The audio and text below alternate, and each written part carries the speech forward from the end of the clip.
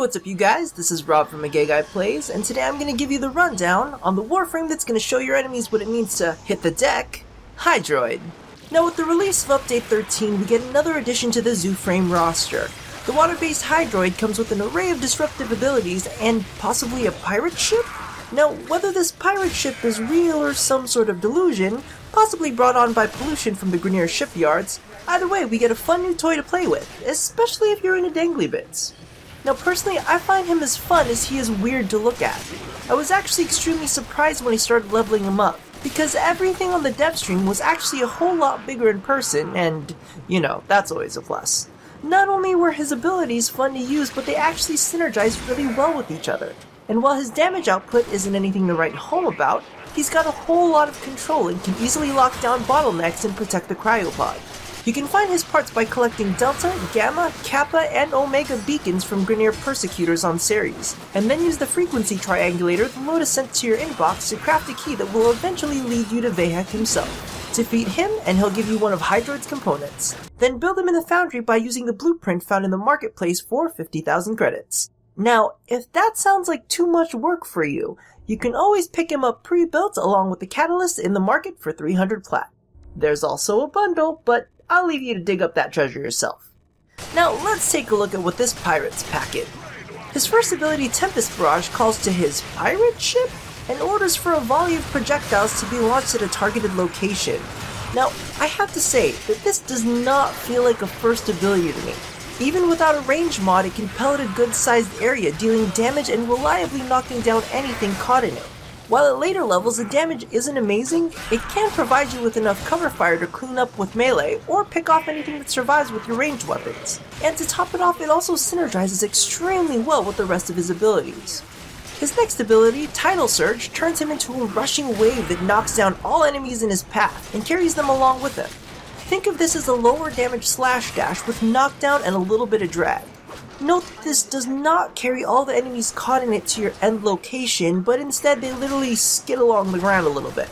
Now this is an awesome gap closer. Its knockdown makes it a great initiation tool for melee or to set up another one of his abilities.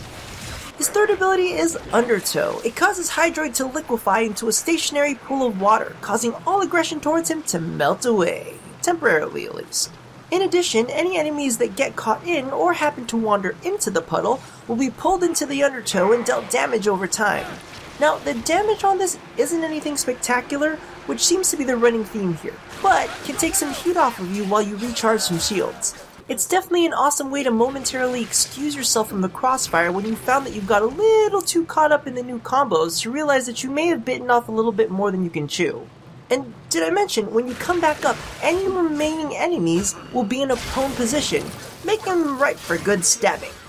His final ability is Tentacle Swarm, which summons forth tentacles from the depths of the building or spaceship. Seriously, I don't know, maybe we've all been getting a little bit delusional. But regardless, these watery appendages smack around any enemies caught within its area of effect. Now, I personally like to think of this as a stationary version of Zephyr's Tornado.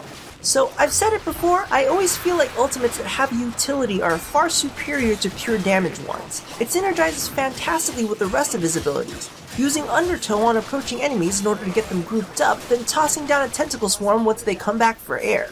Or doubling up with Barrage to unleash utter chaos on approaching squadrons.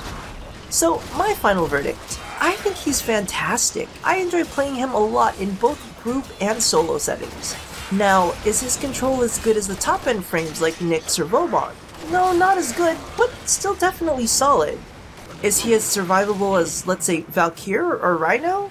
Definitely not, but he's got some interesting tricks up his sleeves. Does he have crazy damage output like Nova? Nope, not even close. But I think what really allows him to shine is how well his abilities work with each other. With the right kind of mindset, he can contribute a lot to a group, and with a little creative thinking, he can adjust to almost any playstyle. So thank you all for watching another episode of The Rundown. Let me know what you guys think about Hydroid in the comments below. Be sure to do the thing that I asked you to do at the end of every one of these. And as always, don't forget to stay tuned for more Pirate Squid content here at A Gay Guy Plays.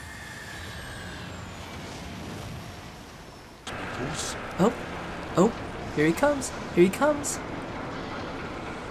Ooh. damn it, you know what? Fuck you.